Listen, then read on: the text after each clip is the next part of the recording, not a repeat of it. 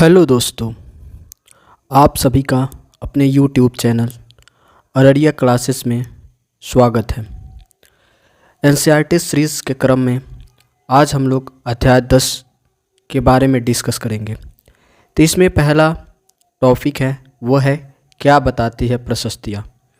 तो इसमें एक वर्ड है प्रशस्ति, जिसके बारे में हम जानेंगे कि प्रशस्ति क्या होता है। तो प्रशस्ति के बारे में इस पैराग्राफ में बताया गया है कि यह एक विशेष किस्म का अभिलेख है जिसे प्रशस्ति कहते हैं, और यह एक संस्कृत शब्द है जिसका अर्थ क्या होता है प्रशंसा। प्रशस्तियाँ लिखने का प्रचलन पहले भी था, जैसे कि हमने पिछले क्लास में गौतमी पुत्र श्री सातकर्णी के प्रशस्ति के बारे में पढ़ा। परंतु गुप्त काल में इसका महत्व और बढ़ गया और गुप्त काल में समुद्रगुप्त की प्रशस्ति के बारे में बताया गया है, जो बहुत ही ज़्यादा महत्वपूर्ण है। समुद्रगुप्त के बारे में हमें इलाहाबाद में अशोक स्तंभ पर खुदे एक लंबे अभिलेख से पता चलता है। इसकी रचना समुद्रगुप्त के दरबार में कवि और मंत्री रहे हरिसेन द्वारा एक काव्य के रूप में की गई थी, और इस प्रशस्ति का नाम है प्रयाग प्रशस्ति। प्रयाग प्रशस्ति किसके द्वारा काव्य के रूप में की गई है? हरिसेन के द्वारा। हरिसेन क्या था? समुद्रगुप्त के दरबार का कवि और मंत्री था। और प्रशस्ति शब्द का अर्थ क्या होता है? तो प्रशंसा। अब इसका नेक्स्ट टॉपिक है समुद्रगुप्त की प्रशस्ति। समुद्रगुप्त की प्रशस्ति, इसका मतलब है कि इसमें जो अभिलेख होगा विशेष किस्म का, इसमें समुद्रगुप्त की भरपूर प्रशंसा लिखी गई है, यहाँ तक कि उसे ईश्वर के बराबर बताया गया है।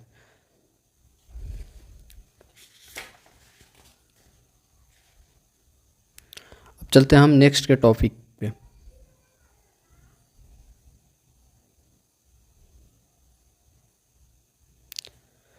अब हरिसेन ने 4 विभिन्न प्रकार के राजाओं और उनके प्रति समुद्रगुप्त की नीतियों का वर्णन करते हैं। जैसे एक आर्यावर्त के बारे में बताते हैं, यानी कि उत्तर भारत के विजय को ये आर्यावर्त बोलते हैं, जिन्हें समुद्रगुप्त ने हराकर अपने राज्यों में मिलाया था। आर्यावर्त में कितने शासकों को हराकर समुद्रगुप्त ने अपने राज्य में मिलाया था? तो वो हैं 9 शासक। नेक्स्ट है दक्षिणापथ। अब दक्षिणापथ में ये कितने शासक को हराकर अपने साम्राज्य में मिला लिया था? तो 12 शासक। अब नेक्स्ट है आंतरिक घेरा। इसमें असम, तटीय बंगाल, नेपाल और उत्तर पश्चिम के कई गण या संघ आते हैं। ये समुद्रगुप्त के लिए उपहार लाते थे, उनकी आज्ञाओं का पालन करते थे। अब नेक्स्ट है इसमें बाह्य इलाके। बाह्य इलाके के शासक संभवतः कुषाण और शक थे। इसमें श्रीलंका के शासक भी थे। इन्होंने समुद्रगुप्त की अधिकता स्वीकार की और अपनी पुत्रियों का विवाह इनसे किया। तो इस चैप्टर में जो है इम्पोर्टेंट वो यहाँ से है। आर्यावर्त 9 शासक, दक्षिणापथ 12 शासक, जो पड़ोसी देश थे उसमें असम, तटीय बंगाल, नेपाल और उत्तर पश्चिम, और जो बाह्य थे उसमें श्रीलंका, कुषाण और शक, इन सारों ने समुद्रगुप्त की अधीनता स्वीकार की थी। अब नेक्स्ट है इसमें ये सोने के सिक्के हैं। अब सोने के सिक्के के बारे में हम बता देते हैं। सोने के सिक्का सबसे पहले पूछे तो इंडो ग्रीक ने चलाए थे। Indo Greek. भारत में कुषाणों ने, भारतीय उपमहाद्वीप में, और पहले ये ऑप्शन पे डिपेंड करता है, और सबसे ज़्यादा सोने के सिक्के गुप्त शासक ये चलवाए थे। अगर इंडो ग्रीक और कुषाण दिया रहे तो आप इंडो ग्रीक को टिक कीजिएगा। अगर इंडो ग्रीक ऑप्शन में नहीं दिया रहता है तो आप कुषाण को टिक कीजिएगा कि भारत में सोने के सिक्के पहले किसने चलवाए। अगर क्वेश्चन में रहे भारत में सबसे ज़्यादा सोने के सिक्के किसने चलाया था तो आप गुप्त शासकों को टिक कीजिएगा। नेक्स्ट पेज पे चलते हैं। नेक्स्ट पेज पे एक मैप है, और ये मैप है, इसमें एक आंतरिक राज्य है, एक बाहरी राज्य है और एक आर्यावर्त है। अब आंतरिक राज्य में कौन कौन से हैं? आंतरिक राज्य में आपके आ जाएंगे असम, तटीय बंगाल, जिन्होंने समुद्रगुप्त की अधीनता स्वीकार किया था। फिर बाहरी राज्य में कौन कौन से आ जाएंगे? श्रीलंका, शक और कुषाण यानी कि ये वाले एरिया, अफगानिस्तान और मध्य एशिया वाले एरिया। अब आ जाते हैं आर्यावर्त। आर्यावर्त में कौन कौन से नगर आ जाएंगे? कन्नौज, प्रयाग, पाटलिपुत्र, नालंदा। अब चलते हैं नेक्स्ट पे। नेक्स्ट पेज में ये इम्पोर्टेंट है, विक्रम संवत की शुरुआत कब से मानी जाती है? तो विक्रम संवत की शुरुआत 58 ईसा पूर्व में प्रारंभ होने वाले विक्रम संवत को परंपरागत रूप से गुप्त राजा चंद्रगुप्त द्वितीय के नाम से जोड़ा जाता है। यानी कि विक्रम संवत 58 ईसा पूर्व, और इसको किसके नाम से जोड़ा जाता है? चंद्रगुप्त द्वितीय के नाम से इसे जोड़ा जाता है। और चंद्रगुप्त द्वितीय को ही विक्रमादित्य कहा गया है। और ऐसा कहा जाता है कि उन्होंने शकों पर विजय के प्रतीक के रूप में इस संवत की स्थापना की थी तथा विक्रमादित्य की उपाधि धारण की थी। स्वतंत्रता प्राप्ति के बाद भारत ने विक्रम संवत को अपने राष्ट्रीय कैलेंडर में ग्रेगोरियन कैलेंडर के साथ स्थान दिया है। तो भारत का राष्ट्रीय कैलेंडर ग्रेगोरियन कैलेंडर 58 ईसा पूर्व विक्रम संवत। शकों को पराजित करने के बाद ये विक्रमादित्य की उपाधि लिए थे और विक्रमादित्य को चंद्रगुप्त द्वितीय के भी नाम से जानते हैं। अब नेक्स्ट पेज पे चलते हैं।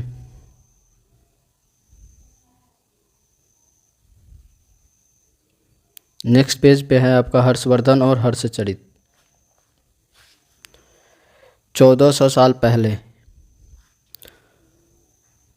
एक राजा थे जिनका नाम हर्षवर्धन था, उन्होंने शासन किया। इनके दरबारी कवि कौन थे? बाणभट्ट। हर्षवर्धन के दरबारी कवि कौन थे? बाणभट्ट। संस्कृत में उनकी जीवनी हर्षचरित लिखी। हर्षवर्धन की जीवनी बाणभट्ट ने क्या लिखा है? हर्षचरित। कौन सी भाषा में लिखा है? संस्कृत भाषा में। और हर्षचरित्र में लिखा क्या गया है? तो इसमें हर्षवर्धन की जीवनी लिखा गया है। हर्षवर्धन की जीवनी। अब इसमें से नेक्स्ट इम्पोर्टेंट एक और फैक्ट है, जो शैंग सांग है, जिसे हम लोग हैनसांग कहते हैं, ये हर्षवर्धन के समय में ही आया था। तो कई बार क्वेश्चन पूछता है कि हैनसांग या श्वेनसांग किसके दरबार में आया था? चीनी यात्री किसके दरबार में आया था? तो हर्षवर्धन। नेक्स्ट पेज पे चलते हैं। ये इम्पोर्टेंट है दोनों लाइन। हर्ष अपने पिता के सबसे बड़े बेटे नहीं थे, पर अपने पिता और बड़े भाई के मृत्यु हो जाने पर थानेश्वर के राजा बने। उनके बहनोई कन्नौज के शासक थे। जब बंगाल के शासक ने उन्हें मार दिया तो हर्ष ने कन्नौज को अपने अधीन कर लिया और बंगाल पर आक्रमण कर लिया। थानेश्वर से इस तरह ये कन्नौज चले जाते हैं। मगध और बंगाल को जीतकर उन्हें पूर्व में जितनी सफलता मिली थी उतनी सफलता अन्य जगह पर नहीं मिली। दक्षिण भारत में उन्हें चालुक्य नरेश पुलकेशिन द्वितीय ने रोक दिया, यानी कि हरा दिया। ऐसी जानकारी रवि कीर्ति के एहोल अभिलेख से मिलता है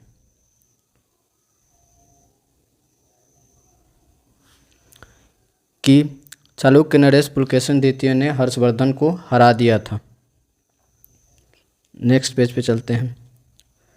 अब पल्लव, चालुक्य और पुलकेशिन द्वितीय की प्रशस्तियाँ। पल्लव और चालुक्य दक्षिण भारत के सबसे महत्वपूर्ण राजवंश थे। पल्लव राज्य की राजधानी कांचीपुरम, एक फैक्ट यहाँ से निकला। और इनका क्षेत्र क्या था? कांचीपुरम के आसपास का क्षेत्र और कावेरी नदी के डेल्टा तक फैला था। जबकि चालुक्यों का राज्य कृष्णा और तुंगभद्रा नदी के बीच स्थित था।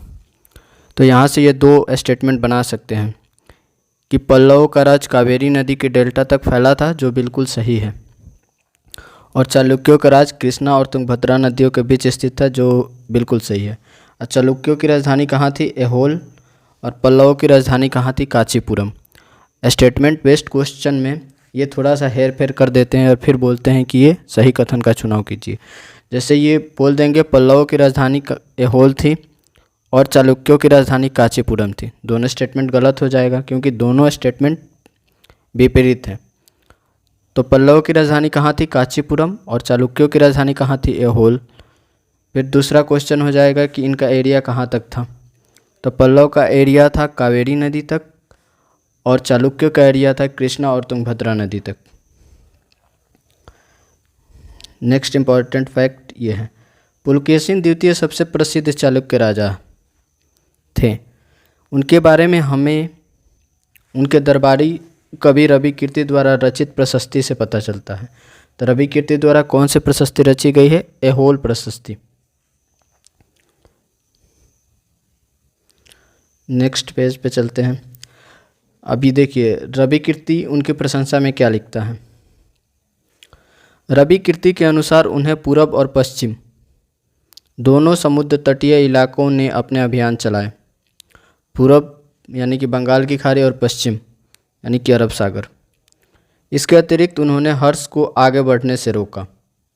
हर्ष का अर्थ आनंद होता है। कवि का कहना है कि इस पराजय के बाद हर्ष अब हर्ष नहीं रहा। पुलकेशिन द्वितीय ने पल्लव राजा के ऊपर आक्रमण किया, जिसे कांचीपुरम के दीवार के पीछे शरण लेनी पड़ी। नेक्स्ट, चालुक्यों की जो विजय थी वो अल्पकालीन थी। लड़ाई से दोनों वंश दुर्लभ होते गए। पल्लव और चालुक्य को अंततः राष्ट्रकूट और चोल वंशों ने समाप्त कर दिया। अब नेक्स्ट है कि इन राज्यों का प्रशासन कैसे चलता था। ये VVI है क्योंकि यहाँ से जितने क्वेश्चन बनते हैं उनके प्रशासन से ही बनते हैं। तो प्रशासन की प्राथमिक इकाई क्या थी? गांव। एक फैक्ट यहाँ हो गया। फिर दूसरा फैक्ट है, अब आगे आ जाते हैं, यहाँ से समझते हैं। कुछ महत्वपूर्ण प्रशासकीय पद आनुवंशिक बन गए। आनुवंशिक मतलब एक ही परिवार के सदस्य में सत्ता का हस्तांतरण का होना, अर्थात बेटे अपने पिता के बाद पद पाते थे। जैसे कि कवि हरिसेन अपने पिता की तरह महादंडनायक अर्थात मुख्य न्याय अधिकारी थे। तो महादंडनायक कौन होता था? मुख्य न्याय अधिकारी। यहाँ से एक चीज़ निकला, महादंडनायक।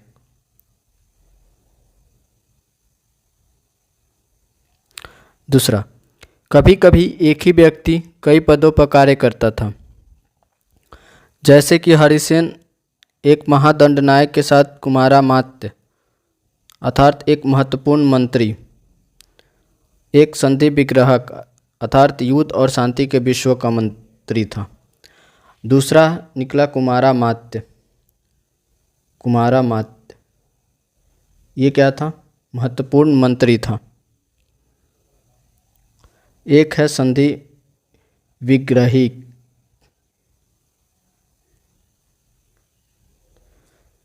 संधि विग्रही कौन था? युद्ध और शांति के विषयों में चर्चा करने वाला। महादंडनायक का मतलब मुख्य न्याय अधिकारी। कुमारामात्य का मतलब एक महत्वपूर्ण मंत्री। संधि विग्रही का मतलब शांति और युद्ध और शांति के विषयों में चर्चा करने वाला मंत्री। इसमें थर्ड फैक्ट है, वहाँ के स्थानीय प्रशासन में प्रमुख व्यक्तियों का बहुत बोलबाला था। इसमें नगर श्रेष्ठी यानी मुख्य बैंकर या शहर का व्यापारी। श्रेष्ठी यानी कि बैंकर या शहर का व्यापारी। श्रेष्ठी। दूसरा सार्थवा यानी कि व्यापारों का काफिला। प्रथम कुलिक यानी कि मुख्य शिल्पकार। प्रथम कुलिक मूल शिल्पकार। उसके बाद से कायस्थ यानी कि लिपि। कायस्थ यानी कि लिपिक। श्रेष्ठी यानी कि बैंकर या शहर का व्यापारी। सार्थवाह यानी कि व्यापारियों के काफिलों का नेता। प्रथम कुलिक यानी कि मुख्य शिल्पकार। कायस्थ यानी कि लिपिकों का प्रधान जैसे लोग होते थे। नेक्स्ट पेज पे चलते हैं।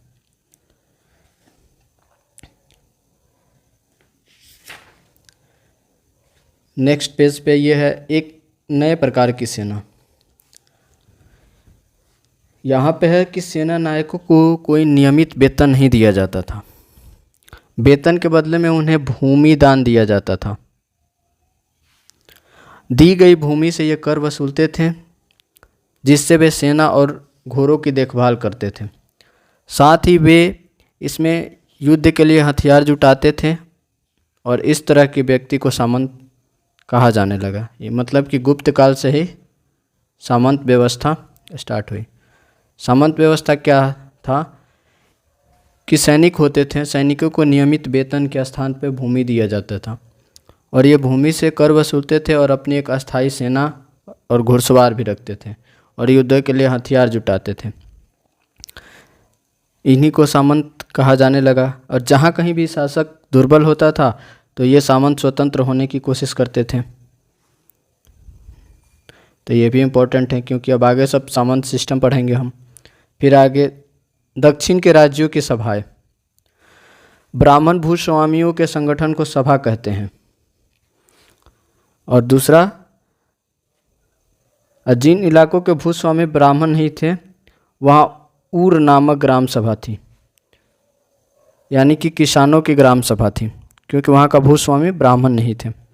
ब्राह्मण भूस्वामी के संगठन को सभा, और जिन इलाकों के भूस्वामी ब्राह्मण नहीं थे वहाँ ऊर नामक सभा होने की बात की गई।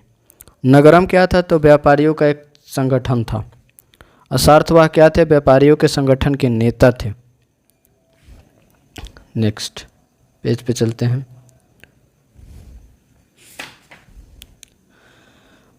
उस जमाने के आम लोग, इसमें कुछ नहीं लिखा है, बस एक चीज़ ध्यान रखने वाली बात है। अभिज्ञान शाकुंतलम क्या है? यह एक नाटक है। इसकी रचना किसने किया है? तो कालिदास ने किया है।